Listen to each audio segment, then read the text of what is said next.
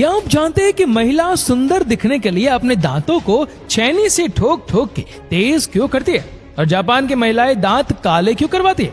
आपको जानकर हैरानी होगी कि सूरी जनजाति में इस तरह की प्लेट लगवाना सुंदरता की निशानी माना जाता है। साथ में एक ऐसा भी शहर है जहाँ के पुरुष मोटी महिला को ही पसंद करते हैं, और एक ऐसा भी कंट्री है जहाँ के लोग सुंदर दिखने के लिए अपने शरीर पर ब्लेड मारकर डिजाइन करवाते हैं। और एक जगह तो ऐसी है जहाँ पर लड़कियों के गले में इतनी सारी रिंगें डाली जाती है। तो दोस्तों, आज हम आपको बताने वाले हैं दुनिया में सुंदरता से जुड़े ऐसे ही 10 रिवाजों के बारे में, इसीलिए वीडियो को अंत तक जरूर देखें। तो सबसे पहले शुरू करते हैं नंबर 10 से। Women with long neck ring. हर महिला खूबसूरत दिखना चाहती है, इसके लिए सुंदर सुंदर कपड़े और मैचिंग ज्वेलरी भी पहनती है।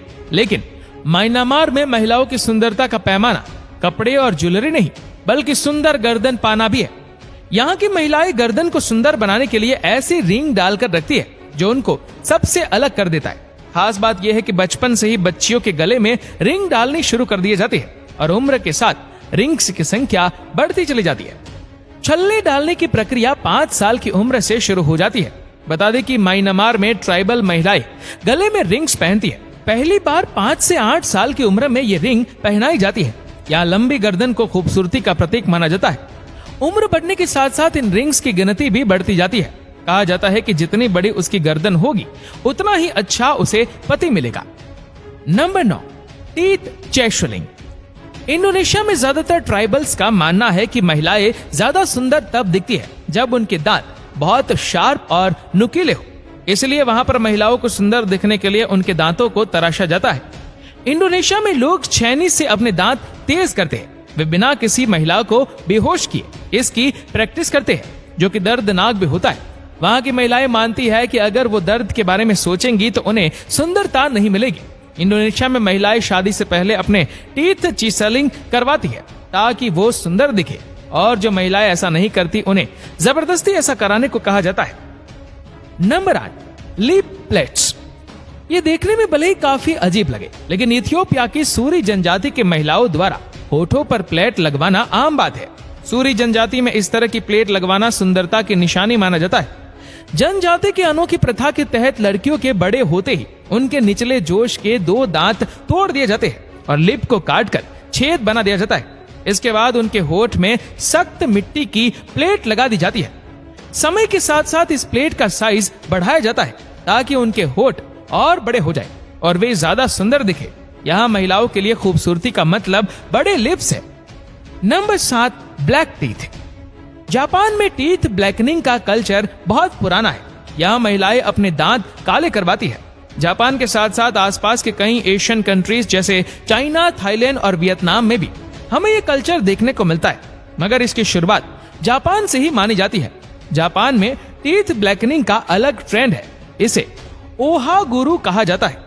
इसके चलते लोग काने मिजू नाम के घोल से दांतों को काला कर लेते हैं।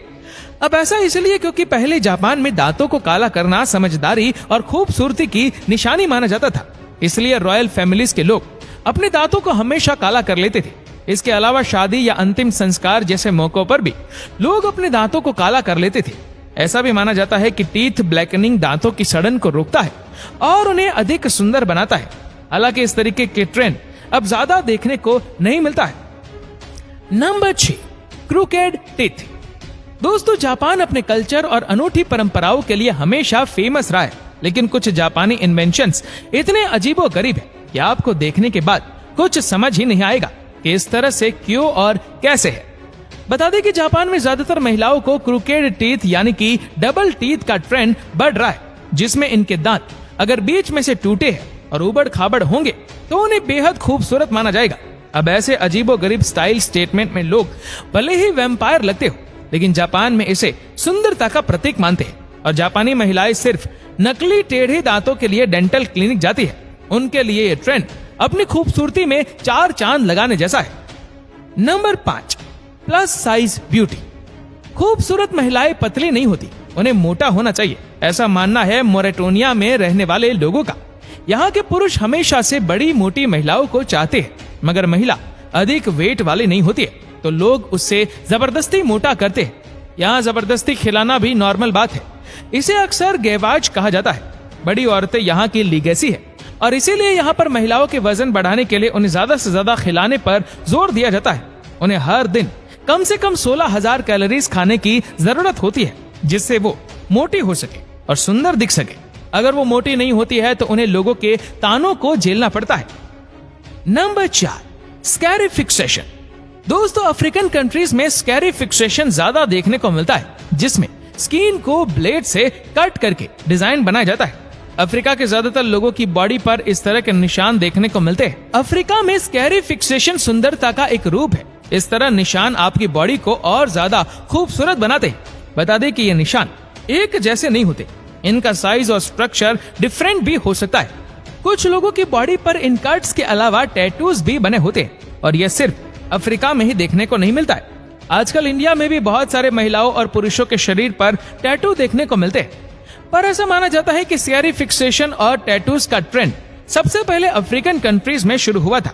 यहाँ पर लोग इसे सुंदरता का प्रतीक मानते हैं। Number 3, lotus feet.